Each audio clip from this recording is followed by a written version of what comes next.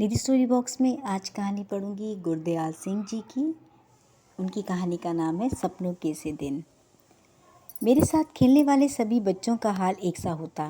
नंगे पाँव, फटी मैली सी कच्छी और टूटे बटनों वाले कई जगह से फटे कुर्ते और बिखरे बाल। जब लकड़ी के ढेर पर चढ़कर खेलते, नीचे को भागते तो गिरकर कई तो जाने कहाँ कहाँ चोट खा लेते और पहले ही फटे पुराने कुर्ते तार तार हो जाते और घर जाकर पिटाई होने पर फिर अगले दिन खेलने के लिए आ जाते। मुझे यह बात तब ठीक से समझ आई जब स्कूल का मैं टीचर बनने के लिए एक ट्रेनिंग करने के लिए बाल मनोविज्ञान का विषय पढ़ रहा था। ऐसी बातों के बारे में तभी मैं जान पाया कि बच्चों को खेलना क्यों इतना अच्छा लगता है कि बुरी तरह पिटाई होने पर भी फिर खेलने चले जाते हैं। मेरे साथ खेलने वाले अधिकतर साथी हमारे जैसे परिवारों के हुआ करते थे। कुछ तो राजस्थान या हरियाणा से भी आकर मंडी में व्यापार या दुकानदारी करने आए परिवारों में से थे। हम जब छोटे थे तो उनकी बोली हम समझ नहीं पाते थे। उनके कुछ शब्द सुनकर हमें हंसी भी आती थी, परंतु खेलते तो सभी एक दूसरे की बात को खूब अच्छी तरह समझ लेते थे। पता भी नहीं चला, वो मुहावरा है ना, ऐ खेड़न दे दिन चार, कैसे बीत गए कब बीत गए पता ही नहीं चला। हमें याद है कि किसी को भी स्कूल के कमरे में बैठकर पढ़ने को जिसने कैद ना समझा हो, ऐसा कोई भी नहीं था। बचपन में घास बहुत हरी लगती थी, फूलों की सुगंध बहुत ही मनमोहक लगती थी। आज भी अगर आंख बंद करके महसूस करें तो वो खुशबू आज भी महसूस होती है। जब हम चंदू चपरासी से आंख बचाकर एक तो तोड़ लिया कर लेते थे फूलों को और जेबों में डाल लेते थे। माँ जब धोते समय उसको निकाल कर फेंक देती थी, या तो कभी हम स्कूल से बाहर आते समय बकरी के मेमनों की तरह चर जाया करते थे। स्कूल तो कभी अच्छा लगा ही नहीं। बहुत कम बच्चे थे जो हंसते हुए जाते थे हमारे जैसे, और मेरा तो बहुत सारे बच्चे गांव के हम रोते पिटते स्कूल जाया करते थे। हमारा स्कूल बहुत छोटा था, केवल छोटे छोटे 9 कमरे थे। हेडमास्टर श्री मदन मोहन शर्मा जी, उनके दरवाजे के आगे हमेशा चिट लटकी रहती थी। स्कूल की प्रेयर के समय बाहर आते और सीधी कतारों में कद के अनुसार खड़े लड़कों को देखकर उनका गोरा चेहरा खिल उठता। सभी लड़के पीटी से बहुत डरा करते थे, क्योंकि मास्टर प्रीतम चंद पीटी करवाते थे और इतना पिटाई करते थे, क्योंकि उनका जितना सख्त अध्यापक हमने कभी ना देखा ना सुना था। यदि कोई लड़का अपना सिर भी इधर उधर हिला लेता या पाँव में दूसरी पिंडली खुजलाने लगता तो वह उसकी ओर बाघ की तरह चपट पड़ते और खाल खींचने के मुहावरे को प्रत्यक्ष करके दिखा देते। परंतु हेडमास्टर शर्मा जी बिल्कुल उल्टे स्वभाव के थे। वो अंग्रेज़ी पढ़ाया करते थे। हमारे में से किसी को याद भी नहीं था कि कभी उन्होंने किसी को भी हमने चमड़ी उधेड़ते ना उन्हें देखा और ना ही उन्हें कभी ऐसा बोलता हुआ भी हमने सुना हो। चमड़ी उधेड़ना शब्द ऐसा था जैसे हमारे सरकारी मिडिल स्कूल का नाम। अधिक से अधिक वो अपनी आंखें जल्दी जल्दी झपकाने लगते, लंबे हाथ की उल्टी उंगलियों में से एक चपत हमारी गाल पे मार देते और मेरे जैसे सबसे कमज़ोर शरीर वाले भी सिर झुकाकर मुंह नीचा किए हंस देते। वह चपत तो जैसे हमें भाई भीखे की नमकीन पापड़ी जैसे मज़ेदार लगती, जो तब पैसे की शायद 2 आ जाया करती थी।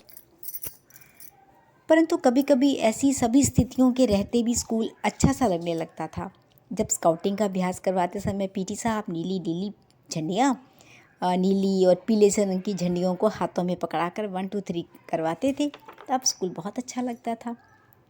खाकी वर्दियाँ और गले में 2 रंगे रुमाल लटकाए हम अभ्यास किया करते थे। कभी ऐसा भी लगता था कि कई साल की सख्त मेहनत से जो हमने पढ़ाई की ना, उससे भी ज़्यादा पीटी साहब के डिसिप्लिन में रहकर जो हमें गुडविल वो हमें ज़्यादा बड़ी लगती थी। परंतु यह भी एहसास रहता है कि जैसे गुरुद्वारे का भाई जी कथा करते समय बताते हैं कि सतगुरु के भय से ही प्रेम जागता है, ऐसे ही पीटी साहब के प्रति हमारी प्रेम की भावना जग जाती थी। यदि ऐसा भी है कि आपको रोज़ फटकारने वाला कोई अपना यदि साल भर के बाद एक बार शाबाश कह दे तो ये चमत्कार सा लगता है। हमारी दशा भी कुछ ऐसी ही थी। अजीब बात थी कि मुझे नई कॉपियाँ और पुरानी पुस्तकों में से ऐसी गंध आने लगती कि मन उदास होने लगता था।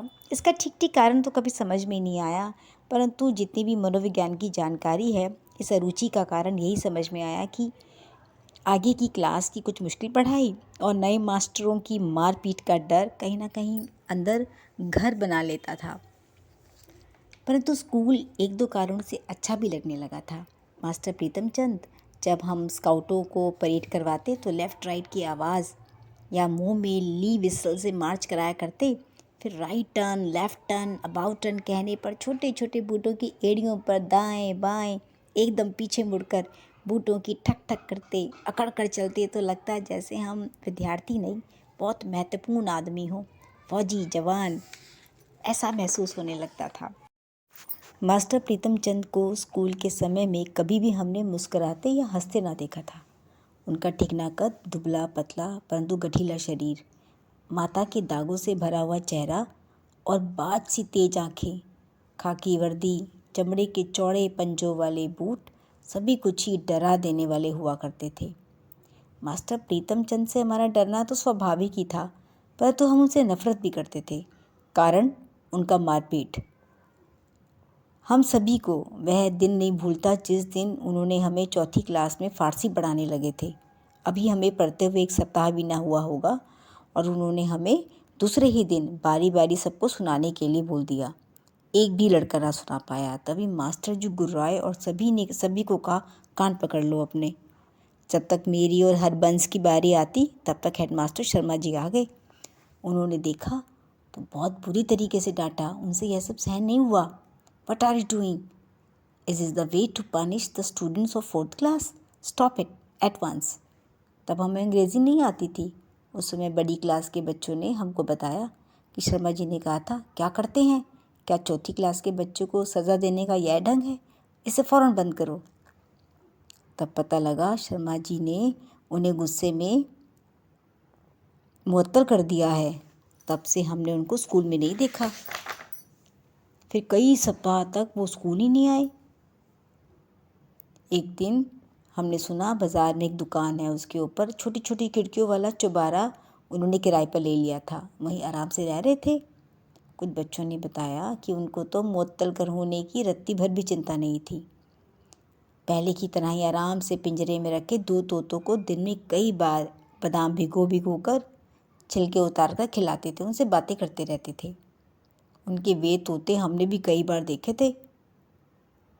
परंतु हमारे लिए यह चमत्कार ही था कि जो प्रीतम चंद बिल्ला मार मार कर हमारी चमड़ी तक उधेड़ देते थे, वह अपने तोतों से मीठी मीठी बातें कैसे कर लेते थे।